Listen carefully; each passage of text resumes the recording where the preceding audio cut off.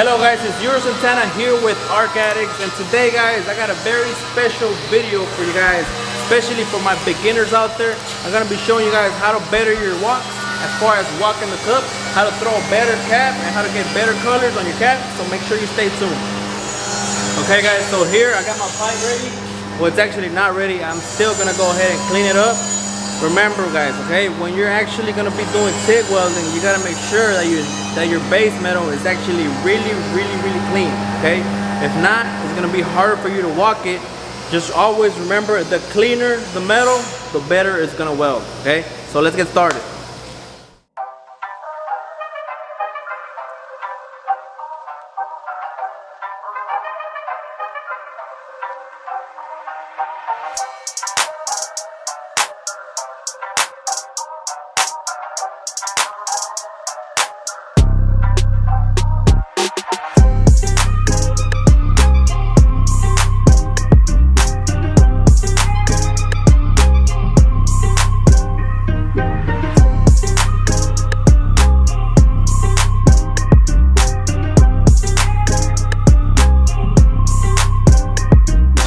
Okay guys, a good tip for all of you guys at home, I recommend to use this 3M paper grip.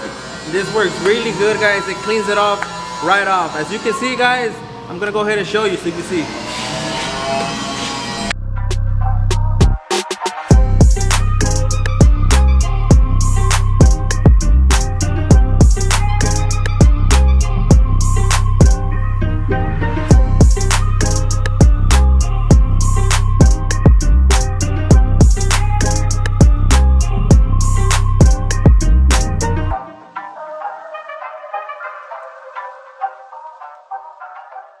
So as you can see, my base metal is clean. Like I said before, you gotta make sure it's extra clean guys, okay? If you wanna have that nice looking piece, you gotta make sure your base metal is super clean, okay? So let's go ahead and get started. Now, what I'm gonna go ahead and do is I'm gonna make myself a guideline, okay? It's very important for you to make yourself a guideline. If not, you're gonna go all over the place, okay? You don't want that, okay? So what I'm gonna go ahead and do, I'm gonna grab a metal blade. I'm gonna make a straight line, and basically that's gonna be like my guideline for my bead cap. So let's get it done. Okay, now for all of you guys that don't have a wraparound, okay, you gotta improvise.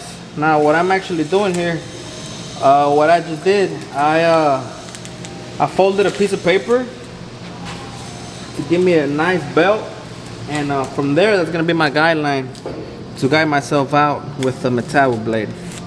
Okay guys, now I'm ready to go. Now there's a couple of things that you guys gotta check. Okay, now it really don't matter what cup size you're using. If you only got an 8 cup, that's fine. If you only got a 10 cup, that's fine. If you got a 12 cup, that's even better.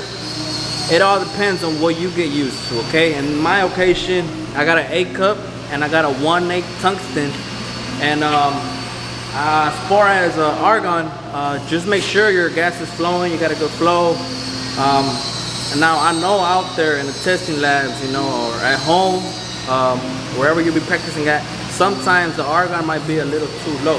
Okay, now you're gonna be able to tell right away. As soon as you arc it, if you got low argon, it's gonna leave you a bunch of porosity and stuff. Okay, and if you arc it and it tends to have a good flame, then you're good to go. Okay, now as far as walking the cup, there's some couple of things that I tell my students here at Supreme Welding that they gotta do. Now as far as walking the cup guys, there's many styles to walk it, okay? Once you get used to it, you're gonna have your own style. I personally like to go hot and fast. Okay, that's me. The colder you run, the slower that you're gonna have to go, obviously, okay? So what I suggest for you guys out there, you know, practicing at home, on your break at your job, what you should guys do is first get the hang of the rhythm, okay? You gotta get the hang of the rhythm of walking the cup, okay? So what's the rhythm? Walking the cup is basically just imagine yourself, your imagination, you know, like you were moving a barrel, okay? Okay, so what you gotta do to move the barrel, okay, you're gonna tip it down and you're gonna move it from side to side, okay? Side to side, okay? You don't have to push. You don't have to push the gun or anything like that. The movement itself that you're doing is gonna be moving itself up. That's why it's called walking the cup, okay? So I'm gonna go ahead and show you my technique on how I walk the cup, guys, okay? I'm gonna also be showing you some pros and cons on what to do and what not to do while you're TIG welding, walking the cup. Okay guys, so what we're actually gonna be doing is we're gonna be comparing different amperages, okay? Now we're gonna start at 120 amps. I'm gonna be showing you what it's like to weld at 120 amps, okay? So let's start.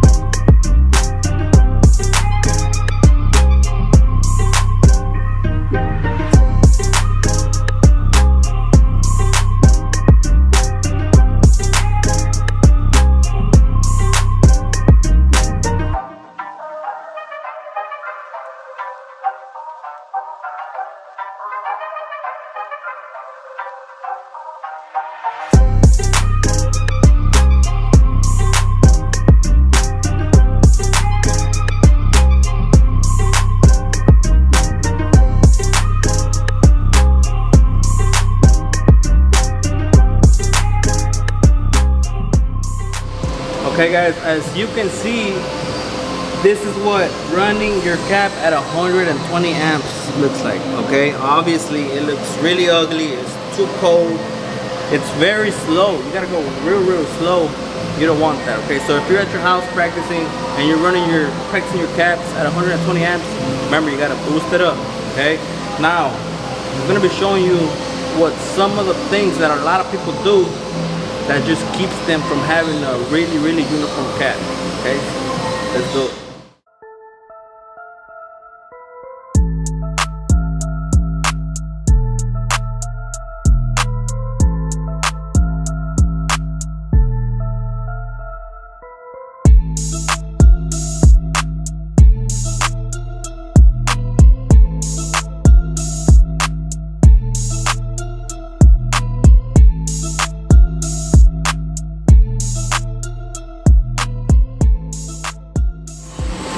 Okay guys, so I did a little example just to show you guys that if you pick up your tungsten while you're welding, it makes a big difference, okay? That if you're practicing at home again and your beats look something like that, just remember that you gotta keep your tungsten facing down all the way, all the time. I'm sorry.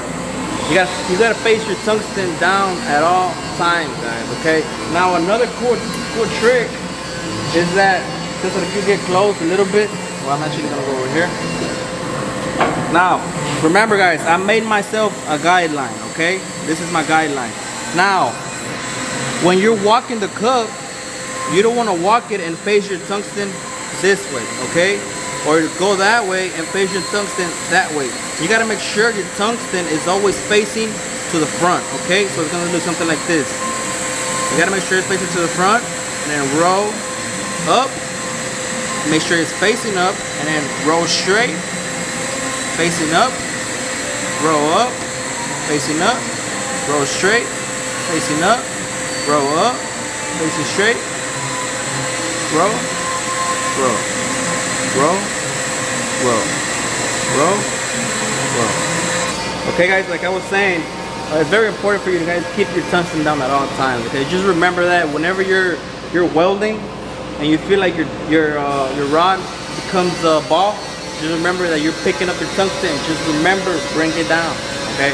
Also, your tungsten facing forward at all times, okay? I can't stress this enough, guys. I see a lot of my students out here, when they do it, I gotta go and correct them a lot. So just make sure your tungsten is always facing to the front, and that you're actually having a constant speed, okay? That also matters a lot. But it also depends on your amperage, okay? So if you want to go slow, you got to take it around 165 amps to 170 amps. Now, if you're been practicing for a while and you're just trying to get more slick beat, what you gotta do is bump it up to at least 200 amps and get some speed, guys. Okay, you gotta practice on speed too, because out there in the field, you know, you're gonna meet some folks that been welding for a while, and they're gonna leave you behind, and you gotta catch up to them. Okay, you gotta practice on your speed and on running hot.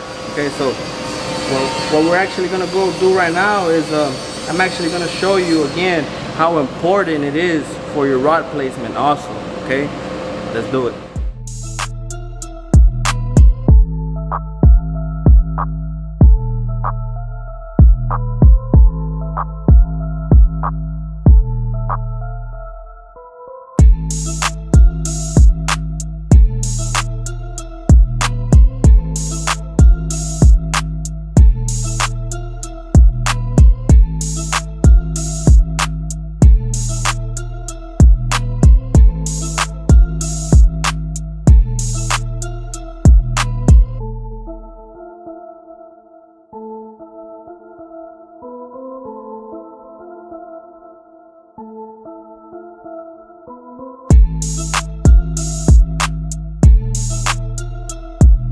Okay guys, now what I just showed you on that clip is that no matter what angle you're welding at, it's very important for your rod to be touching your base metal. Okay, now since if you could focus it over here, now a lot of the one problem that a lot of people have is that when they're welding, they tend to pick up the tip of the rod. Okay, that's a very bad problem a lot of people have. Now what you gotta do, guys, is just remember that the tip of your rod always has to be touching your base metal. Okay, no matter what angle you're at, if you're in the bottom over here, you got to be touching that base metal with the tip of the rod. If you're right here, it has to be touching the base metal. If you're right here, it has to be touching the base metal. If you're up here, it also has to be touching the base metal. Okay, so that's one thing you guys got to remember. Always have the tip of your rod touch the base metal. Okay, now I already went ahead and showed you guys what it's like to run cold at 120 amps. I showed you guys over here how is it when you're running at 150 amps where you don't have a rhythm, you keep picking up your tungsten. I went ahead and showed you that. And over here I showed you guys how does it look when you're welding, when you're not placing the rod correct. Okay, now what I'm actually going to show you now is how it's supposed to be done. Okay, now what I'm going to go ahead and do is I'm going to go ahead and bump it up to 200 amps and I'm going to get some speed. Okay, just pay attention to the arc shot, guys. And again, my name is Uriel Santana from Arc Addicts. I hope this video helps all of you out. Okay, so it's my pleasure, man. Let's get it done.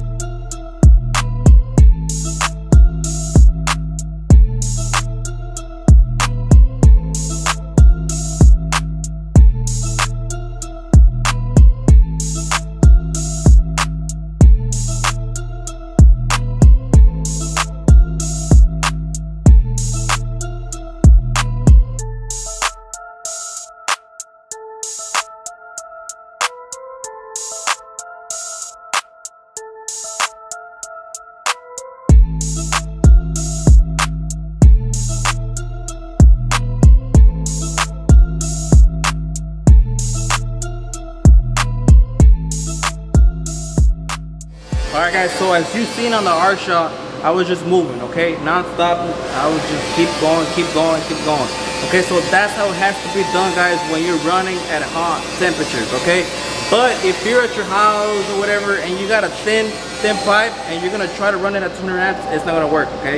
Because you gotta match the amperage with the thickness of your pipe. Okay, obviously right now, my pipe that I got right now is like schedule 120 and it's actually really thick, so it could take the heat like nothing, okay? But if you're at your house practicing on a standard wall, schedule 40 or schedule 80, you should maybe try running it around 170 to 175 amps if you want to get some speed, okay? You could also run it at 200 amps on a schedule 40 or schedule 80, but you got to be real quick with it, okay? Now, what I just seen you right now, I was running it at 200 amps, okay?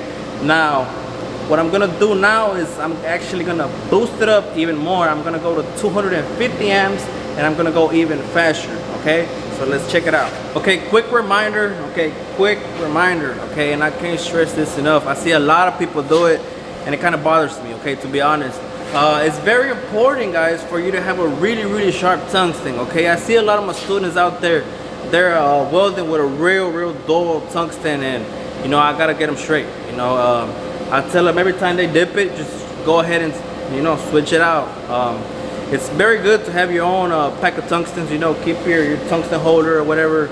Keep it next to you, guys. Keep your tungstens sharp at all times, okay? Have a bunch of them. That way you don't have to be sharpening one back and forth. Just keep a lot of them stacked up so you can just take them out and put another one in, especially if you're a beginner, guys, okay? So right now what I'm gonna do, I'm gonna run it at 250 amps and I'm gonna go beast mode, okay? Let's check it out.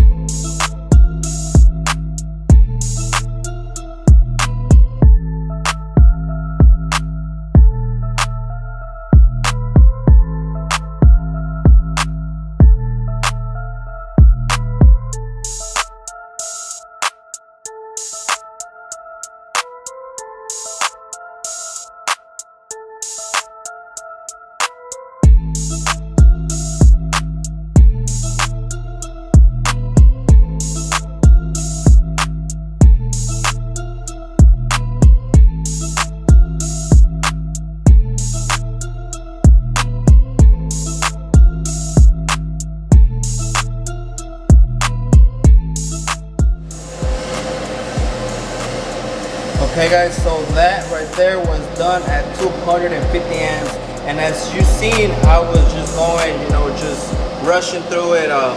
Can't stay too long, okay? If you guys are practicing at home and you're doing what I'm telling you to do, guys, you're gonna see a lot of improvement on your colors and on the way the beat looks, okay? It makes it look way slicker, okay? So a lot of you guys that are out there practicing at home, make sure you take everything I'm telling you in consideration. And if you're at home, guys, man, put yourself to the test, man, and try it out. Try burning hot and fast, and I guarantee you, you're gonna like it, okay?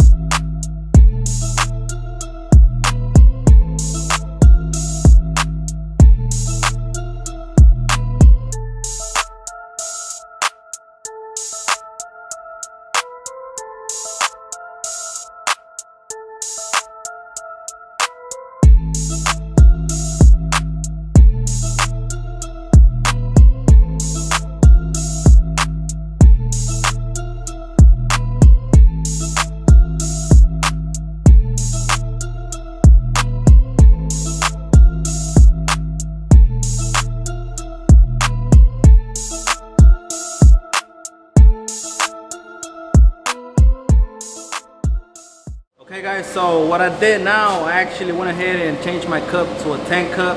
Now when I'm walking it with a tank cup, I tend to stick out my tungsten just a little bit out.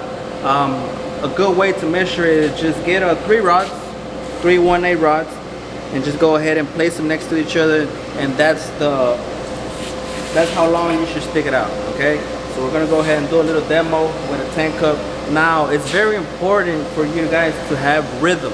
Okay, now I see a lot of my guys in school, you know, they're just walking it, and you know, they're just walking it with no rhythm. Okay, so a good technique, guys, for you guys to do is have a count in your head. Okay, what I tell my students is, you know, just keep counting 1 2 1 2, depending on how fast you're going. Obviously, once you get the hang of it, you're not even gonna have to count. You're just gonna go well, you know, and get it out of the way. But as a beginner, you know, make sure you guys get rhythm. Okay, so make sure when you're welding, you're counting 1 2 1 2 1 2 1 2, and I guarantee you it's gonna help you out. Okay, so I'm gonna go ahead and get this weld on with a tank cup.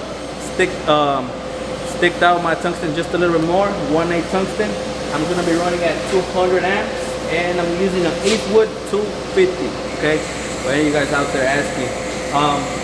Now keep in mind, machines have different amperages. Okay, each machine, guys, is gonna run at a different amperage. Okay, you might run one machine at 200 and it's gonna run colder than the other one. Okay, just make sure you mess with the settings and get it right, right where you're comfortable with it. Okay, so let's get this arc track going, bud.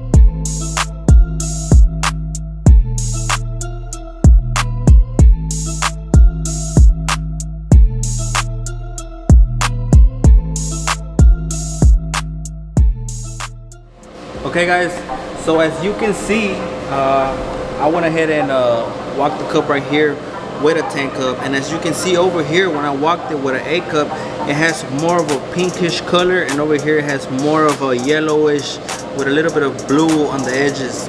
Now that's just because over here I was using an A cup, and obviously when I go ahead and use a tank cup, it has more gas coverage, so that's one of the reasons that it's going to give you a different color. Okay, now we're gonna go ahead and wrap this up, guys. Okay, and again, my name is Uriel Santana here from Arc Addicts and Supreme Welding Academy, coming to you guys with the best welding content. Well, I'm not gonna say the best, but we're trying the best. Okay guys, now make sure to help us reach 1K followers. Once we reach 1K followers, guys, I'm gonna be doing a sick giveaway. On the next video, I'm gonna be explaining to you guys the steps on how to enter the giveaway. Okay, so make sure you stay tuned with me, and again, make sure to like, subscribe, and comment.